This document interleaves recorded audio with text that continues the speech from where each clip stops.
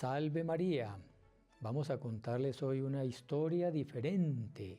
Bueno, varias historias, cortitas pero varias diferentes sobre un mismo tema. Y es un tema en el cual las Sagradas Escrituras y la Iglesia nos recomienda pensar.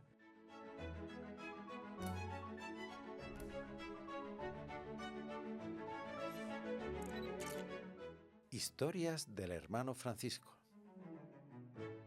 Nosotros vivimos como si nunca nos fuéramos a morir, pero es bueno pensar con frecuencia en aquello que el catecismo llama los novísimos. Novísimos, del latín novus es lo último, por eso la moda más nueva es la última moda, la más reciente. Entonces es lo último, sentido de último. Y son las últimas cosas que a todos nos van a acontecer. Todos vamos a morir, todos vamos a ser juzgados y después de ese juicio o vamos al cielo o vamos al infierno. Son los 4 novísimos y es bueno pensar en eso, las postrimerías. Entonces les voy a contar varias historias reales, documentadas, escritas por testigos presenciales de manifestaciones de almas del más allá, de almas que ya pasaron por la muerte y por el juicio, y vamos a ver desde dónde nos vienen a contar cosas. Entonces, la primera historia es en la época de Napoleón, que Napoleón, ustedes recuerdan que Napoleón era el emperador francés y él le declaró la guerra a Rusia, invadió Rusia. Entonces estaba Francia en guerra con Rusia. Y esta historia la cuenta un militar ruso, el conde Orlov. Lo pueden buscar ahí en los libros de historia. El conde Orlov fue uno de los oficiales de esa guerra. Y un amigo de él es el que lo cuenta, pero un amigo de él no quiere dejar el nombre. Pero ese otro amigo era un general. Vamos a decirle el general X. Este era el conde Orlov y el general X. Este general X era un hombre ateo, incrédulo, porque en el siglo XIX, en esa época, era la moda que, bueno, hoy en día no ha pasado esa moda, pero la moda era que los hombres tenían que explicar todo con la razón humana y la ciencia estaba progresando y todo tenía que tener prueba científica y eso del más allá y eso de la eternidad, no hay pruebas científicas de que el alma sea inmortal y que exista el cielo o el infierno, la propia alma, nadie la ha visto en un laboratorio, en fin, ese espíritu que se creían espíritus fuertes y que la religión era para los ignorantes y tal. Entonces, este general X era de esa mentalidad, era un hombre ateo, incrédulo. Pero un día conversando, tomándose una cerveza, con el conde Orlov, eran amigos, eran compañeros, camaradas, pues, compañeros eran militares los dos, del ejército ruso. Entonces, hablando de que, bueno, pero ¿será que existe el más allá? ¿Será que no existe? En fin, se levantó el tema. Entonces, así en medio de burlas y de chistes, entonces el uno le dijo al otro, bueno, entonces mire, el que se muera primero de nosotros dos, pues le avisa al otro si hay algo en el más allá. Porque los que no creen en el más allá, no están muy seguros, tienen miedo que de pronto sí exista algo en el más allá. Los que sí creemos estamos seguros. Bueno, yo prefiero la seguridad. Pero bueno, entonces en medio de burlas y medio de chanzas hicieron ese pacto, que es un pacto que la Iglesia no recomienda hacer, pero bueno, estos dos hombres lo hicieron. Perfecto. Y estaba el conde Orlov una noche, estaba durmiendo en su habitación, cuando de repente escuchó unos ruidos que lo despertaron, se abrió la puerta y entró el general X, que había sido mandado al frente de combate, había sido mandado a luchar con las tropas francesas, hacía como 15 días, y apareció de repente, todo envuelto en llamas, con una cara de desesperado, diciendo, Conde Orlov, el infierno existe, Conde Orlov, el infierno existe, pegando gritos y alaridos y con un olor a azufre, un olor a ha quemado, y las llamas que iluminaron todo el cuarto, y ahí, y el hombre salió otra vez y se desapareció. Aquí este hombre entró en shock. Dijo, pero ¿será que fue un sueño lo que tuve? Fue y le contó, se fue todo nervioso, despertó al vecino a decirle lo que había visto. El otro le dijo, no, eso fue una pesadilla, no te preocupes, él debe estar muy bien. Claro, en esa época no había internet, no había ni siquiera teléfono, en fin, las noticias se demoraban en llegar. Pero 12 días después llega la noticia de que esa noche, a esa misma hora que se le había aparecido el general X al conde Orlov, este hombre estaba en medio de un combate y un tiro le dio en la cabeza y lo mató. Bueno, eso lo escribe el propio conde Orlov, testigo del hecho. Bueno, la otra historia es parecida. Es también por allá de hace más o menos un siglo atrás, y era una joven muy rica, inglesa, que vivía en una mansión muy adinerada y muy dada a vivir, en fin, en medio de las fiestas, a vivir para los placeres del mundo, fría en materia de religión, quizá no era atea, pero tampoco practicaba la religión. Y bueno, pero ella se divertía con sus amigos y empezó a frecuentar la casa de ella un joven, soltero también, de vida disoluta como ella, y comenzaron a llevar ya una vida escandalosa, a tener un noviazgo que pasaba más allá de los límites de la moral, por no decir más. Y en fin, la mujer dada el goce de la vida y con esa amistad con este joven, escandalizando incluso algunas de sus amistades que no eran tan disolutas como ellos, pero bueno, ella gozando del dinero, del prestigio y de los placeres que da pasajeros y mentirosos de la vida inmoral.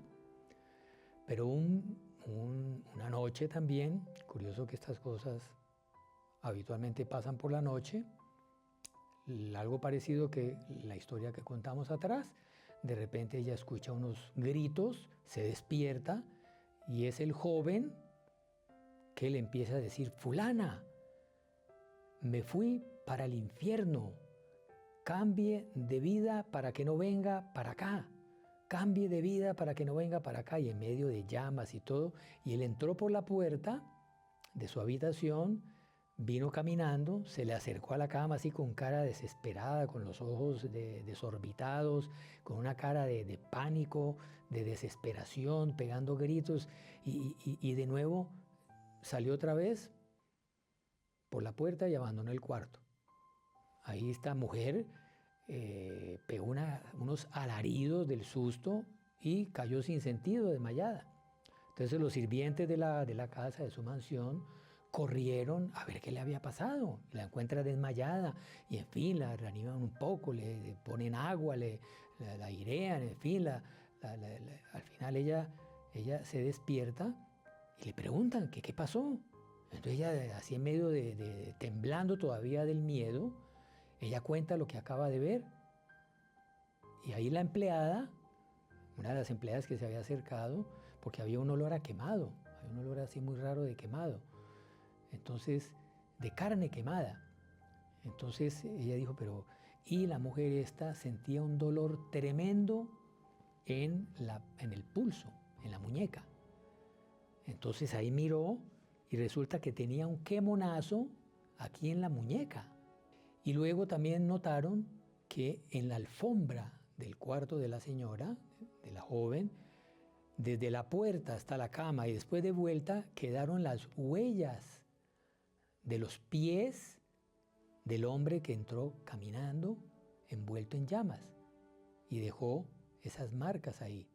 Y esas marcas se conservaron por muchos años. Incluso, hago un paréntesis, en el Vaticano, ahí en el castillo de Sant'Angelo, que queda, ahí es al ladito de la Basílica de San Pedro, queda a unas 2 cuadras de la Basílica de San Pedro, muy cerca. Incluso ahí hay un puente que une los palacios vaticanos a este castillo de Sant'Angelo, que en siglos anteriores, cuando habían ataques a Roma y habían ataques de tropas enemigas contra el Vaticano, el Papa escapaba por ese puente, un puente fortificado, y entraba al castillo de Sant'Angelo, que es un castillo inexpugnable, de pura piedra. En fin, bueno, actualmente en ese castillo de Sant'Angelo, que tiene un ángel arriba, porque fue San Miguel Arcángel que se apareció cuando hubo una peste en Roma y salieron el Papa con todo el pueblo en procesión rezando para que acabara la peste, y apareció San Miguel Arcángel en lo alto de ese castillo y ahí la peste paró. Entonces por eso hay un ángel arriba del castillo.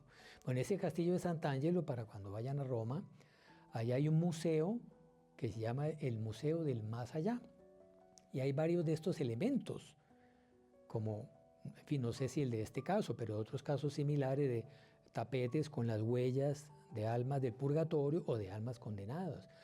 Otro condenado que se le apareció también del más allá a alguien y puso la mano en una mesa y quedó marcada también la huella, el quemonazo de la mano en la mesa. Bueno, entonces esta es la segunda historia, la de esta joven inglesa.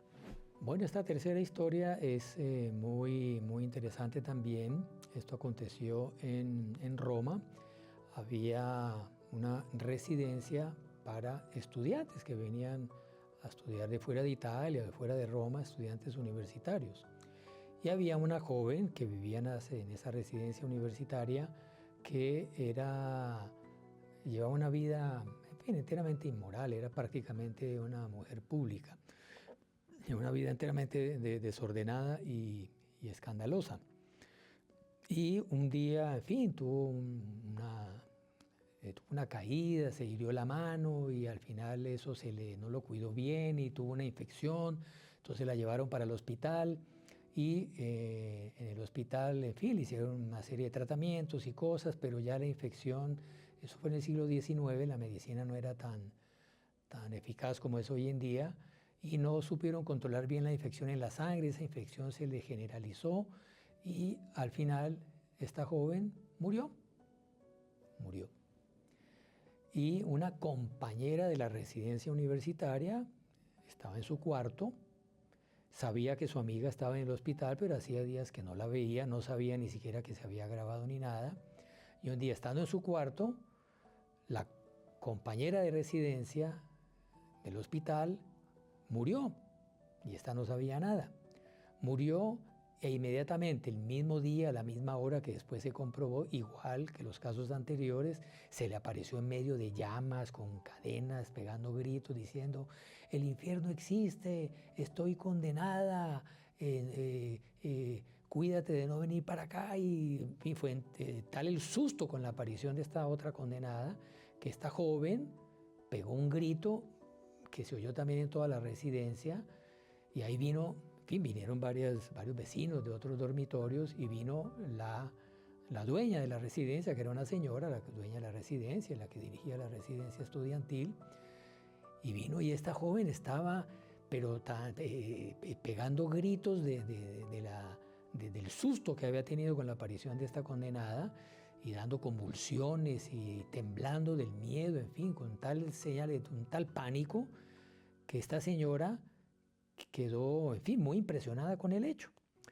La joven esta estudiante, la que vio aparecérsele la condenada, en fin, terminó su periodo de estadía ahí, sobre el alquiler que tenía de esa habitación, y se fue y no se supo de ella, en fin, qué pasó. Pero no la que vio el alma de condenada, sino la directora de la residencia, que vio la reacción de aquella que vio a la condenada, quedó tan impresionada, que al poco tiempo ella cayó enferma, muy mal, enferma de muerte, estaba en el hospital, y ella, con la impresión que había tenido con la otra que se impresionó con la condenada, ella dijo: no, yo tengo que morir bien. Y ahí pidió que viniera un sacerdote, el sacerdote la confesó, la acompañó en los últimos momentos, le dio, en fin, la asistencia espiritual de la iglesia, la acompañó en su agonía, a rezar por ella, y gracias al testimonio de otra sobre un alma del infierno, esta señora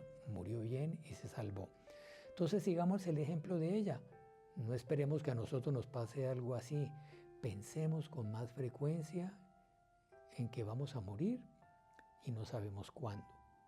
Y después de la muerte vamos a tener un juicio, y si no confiamos en la misericordia de Dios y nos arrepentimos de nuestros pecados antes de morir y llevamos una vida de sacramentos, una vida de oración, nos puede pasar lo de alguno de esos 3 casos, que son algunos de muchos que habría para contar. Hay muchos libros contando cantidad de testimonios como estos que son de la vida real.